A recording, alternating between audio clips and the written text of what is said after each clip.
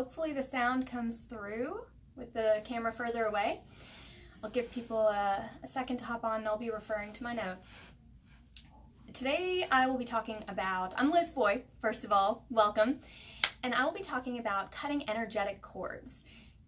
There's so much that goes into protecting our energy, keeping our energy separate from others, and there's a specific way that you can lovingly detach cords from others to where you are not any longer allowing them to basically be an energetic vampire and sucking your energy. Some things to note for today's class, or for today's little workshop, is this might be something that you've heard before, in which case look at it as, how can I get something new out of this? How can I learn something new, experience something new with this? And if this is something that is completely new to you, you might want to look at it as, okay, I will take pieces. I will take pieces that resonate with me and I will leave the rest. Some of this might be completely foreign to you, and that's okay. You don't have to fully understand everything. I'm going to refer to the notes. So how do you know when an energy is connected to you? A lot of times you will feel drained. Sometimes you'll have emotions that you recognize are not yours because they don't feel authentic to you. You will sometimes start to recognize what a certain person's energy feels like when it connects to you. I can identify certain drains. So if I feel a certain emotion or a certain even physical sensation, like for instance, I know there's someone that used to be in my life that I feel his connection to me in a knee.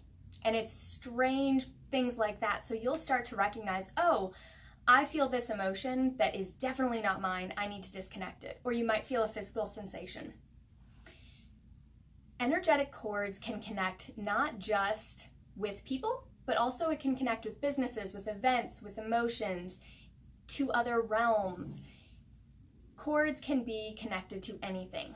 I don't personally like to figure out who that cord is connected to. There have been some cases where it naturally becomes clear, but when you disconnect it, I actually don't recommend figuring out who that cord was unless it's a recurring cord, and then you can do some individual work with that. But for the most part, when you just disconnect, I recommend not figuring out whose cord it is. So a cord can connect with anything, and if you're feeling drained, also go ahead and just disconnect cords.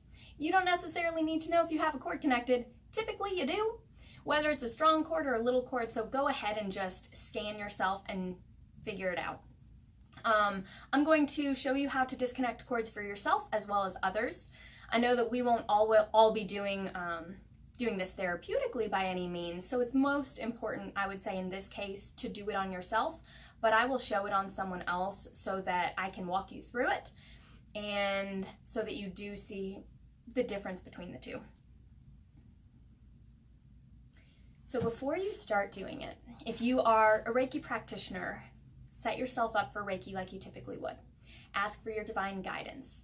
Ask that any Reiki masters work through you. If you're a Reiki practitioner, you've got all that separate. If this is something totally foreign for you, here are some general guidelines. Grounding yourself first. Making sure that you set some sort of healing intention or say some sort of prayer beforehand, that you have spiritual guidance and protection. Have a feeling of hope and love and forgiveness as you do it. You want to be sure that you're coming from a really clear space, that you're not coming from an angry or frustrated or sad space necessarily. You want to find some type of joy or peace when you go into this process, because you are working with spiritual energies and you want to be sure that you are respectful of those. So preparing yourself, if you are working on someone else, so if it's not just disconnecting your own cords, when you're working on someone else, it's even more important that you are spiritually grounded and that you have protected your own energy before you go disconnecting their cords. If you're working on someone else especially, you need to be sure that afterwards you ground and clear yourself so that none of those cords can connect with you. And so I will walk you through First, working on somebody else. And I have a wonderful participant. Emily, would you mind coming in? All right, you can have a seat. And I'm going to raise the camera up to that spot. Ah, how handy. Oh, see you, Mike. I have a backup camera going in case cool. the internet goes out. Awesome. So, when you are doing the clearing, some things that you will need. I am huge fans of all of these tools. Selenite stick or selenite wand is amazing. Sage and Palo Santo, if you are burning it around someone else, always make sure that that's not going to irritate them. Sage, Palo Santo, okay with you? Fabulous. All right. And I like also having a candle, not only to keep the sage and Palo Santo lit, but also because this is a really clear way to almost sever the cord where it attaches to you. When I've seen other people talk about cord disconnection in the past, one of the things that one of the areas for improvement that I've seen is that you're not connecting the other person's energy to something else, and that's what I will teach on. So I'm going to go ahead and light the candle, because that is where I will basically cauterize the cord. Okay. I'll put that there. Always ask permission. So Emily, is it all right if I disconnect your cords? Yes, it is. Sometimes people need a minute to take a breath and make sure that they are okay with that and that they're okay. This can be a really, really vulnerable place if they believe especially that they are disconnecting from someone else that they love and care deeply about. This can be a big step. So giving them the moment if they need before they can fully consent and say yes is important. And honoring that this might be a really tough place for someone. And different emotions can come up during it. So really honoring and holding the space for that.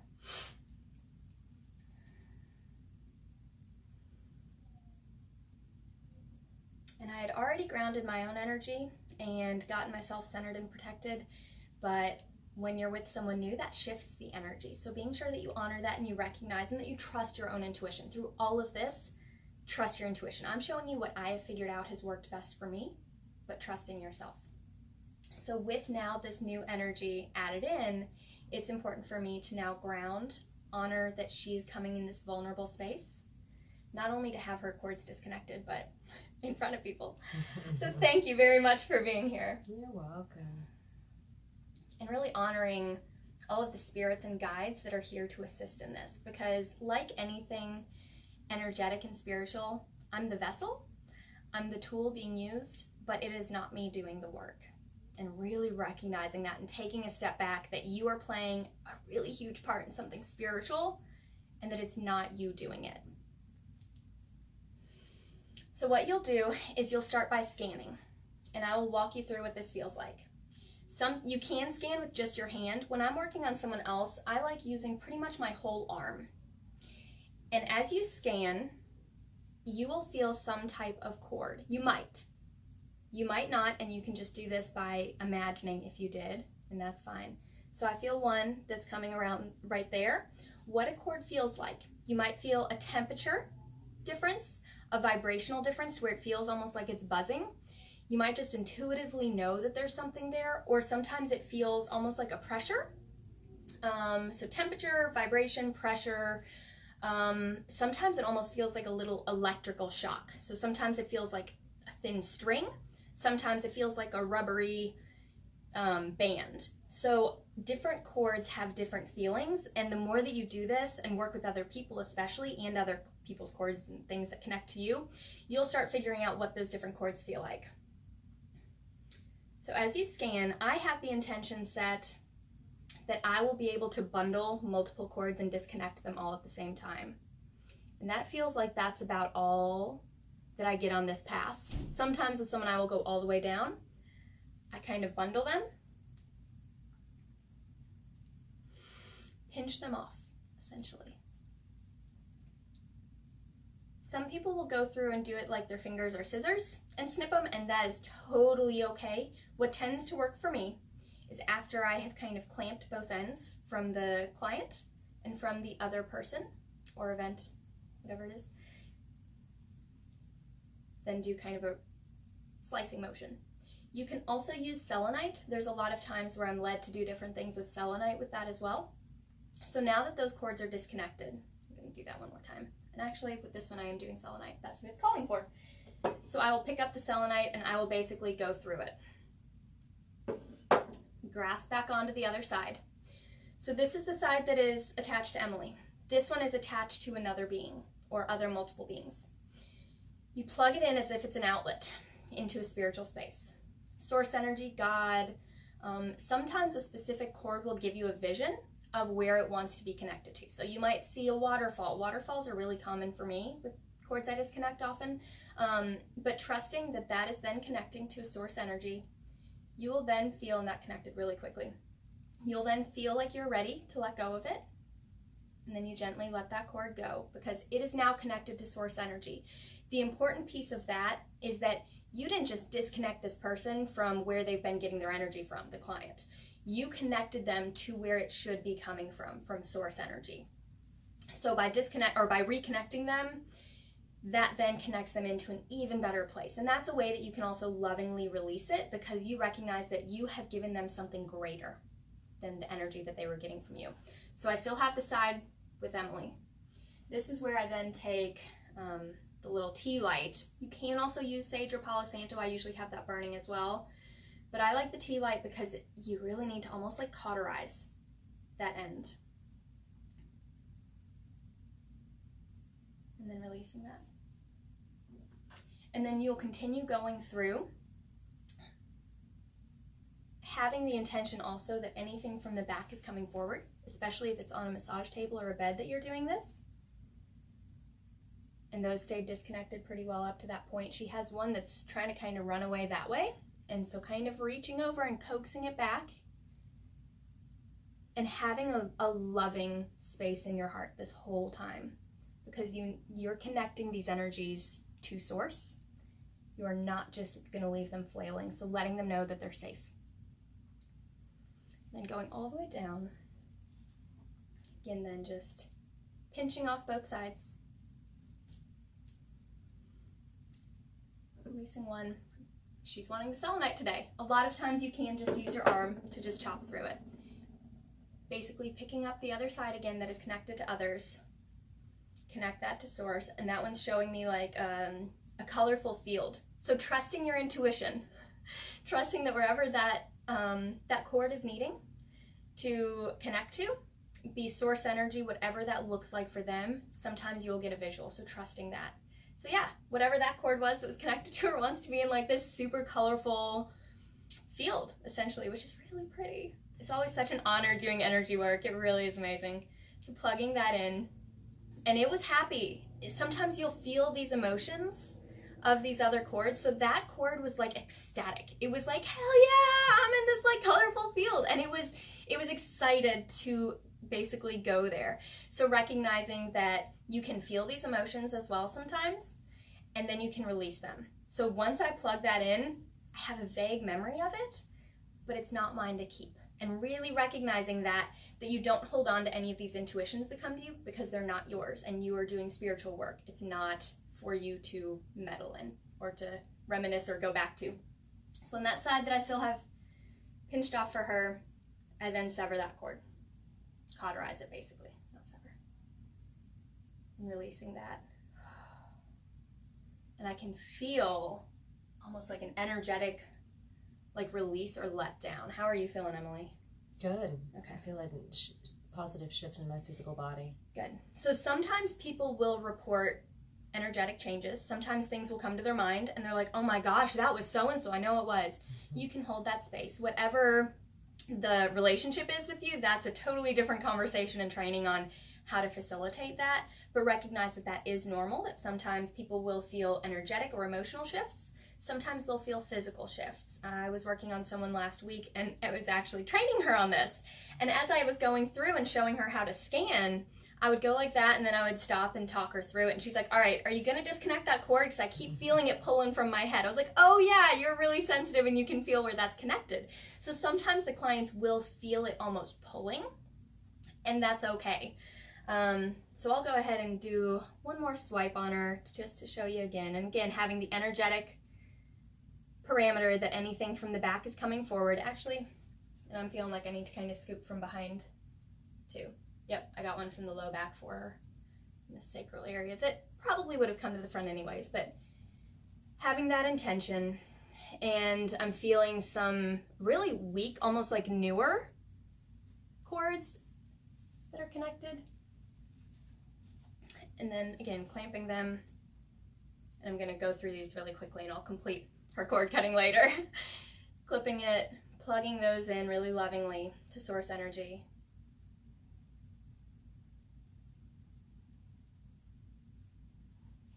And then severing her side.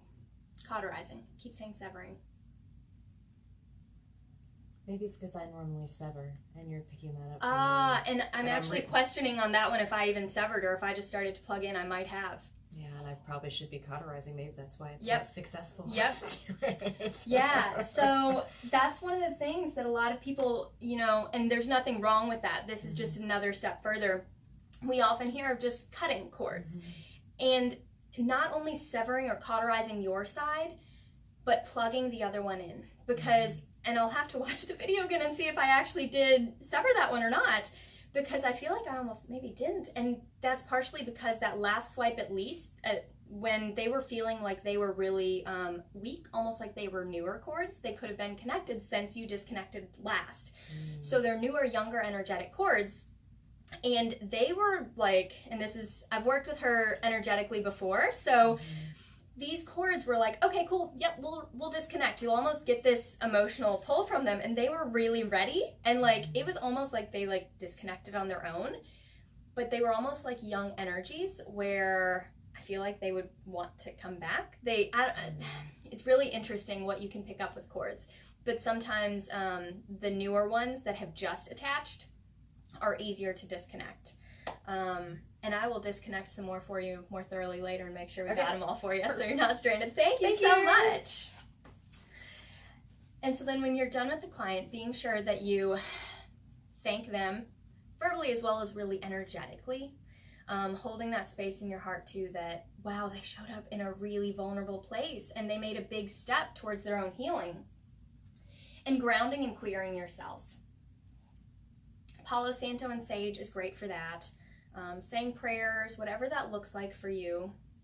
Clearing your own energy. That's not really lighting. So if you don't know about energy clearing things, selenite is great, especially because you can just swipe it over you. And a lot of times this can disconnect cords, especially if you're in a hurry and you don't have time for this huge space of doing it as a full healing for yourself. And if you have any questions about that, let me know. I teach it so much individually with my clients that I've recognized that, oh wow, I refer to this a lot. I really need to just train people on it. So I think that covered the most of it. I'm gonna kind of go through and look back at my notes and make sure that I covered it all. Protecting yourself, having gratitude, calling in your guides, setting the intention that those cords are connected to source energy, to God, where they should be getting that energy from anyways. As empaths, as spiritual people, often because we have an abundance of source energy in us, it's really easy for others to connect to that, to want to connect to it, and us lovingly wanting to give that to them. But remembering that you can help them connect in a healthy way and it not being through you, because if they're connecting to you, they're taking your energy in some way. Even if you are infinitely connected to source energy, if they are connected to you with a cord, that's more of a energy vampire that's pulling from it. I think that pretty much covers it. So does anyone have any questions? Doesn't look like many people are on now, so you'll be watching the replay. So in terms of when to do this, as often as you want. If you are really sensitive and when you're around big groups, you are picking up energy, do it anytime that you've been out somewhere social, especially if you go to a fair, to anything where people are emotionally involved as well. So after being at like a funeral, anything, a lot of times if it's a big spiritual or religious event, sometimes people are there to get energy that they unintentionally connect cords. And so how people connect cords, this can also be, not every cord that we disconnect from ourselves is because the other person connected to us. Sometimes it's us having connected to them unintentionally, and this can be done not in a negative vampire, energy vampire way. Sometimes this can be done because we are thinking about them so consistently, and we are wanting to heal them. We are wanting to connect them with hope and inspiration and divine love. And it's not because we were wanting anything negative from them, but because we had that recurring connection with them, sometimes that is how that energetic cord is connected.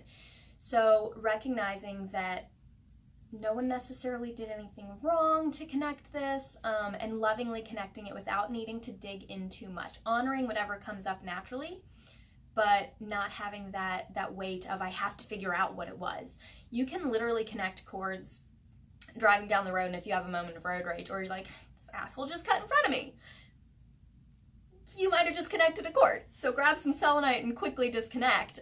Typically the stronger ones that you need to disconnect in the way that I showed you are more so from stronger connections, or someone that's really searching for a spiritual answer or a spiritual connection, or if you are really strongly hoping for the best for them in a way where you are personally invested, where you're putting yourself in the middle of that equation, when you're getting in the way of them getting to God's energy that can heal them.